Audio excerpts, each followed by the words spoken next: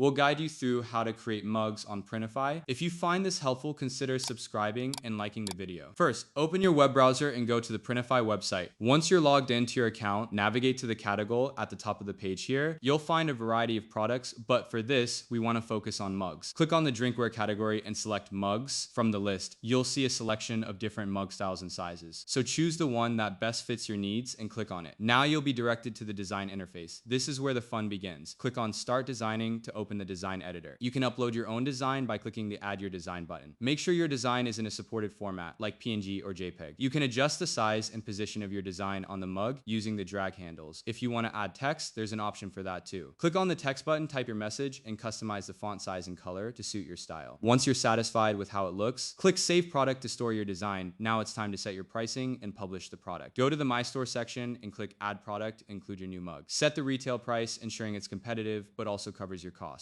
Finally, click Publish to make it available for sale. Your mug is now live and ready for customers to purchase. Don't forget to subscribe and comment if this helped you out.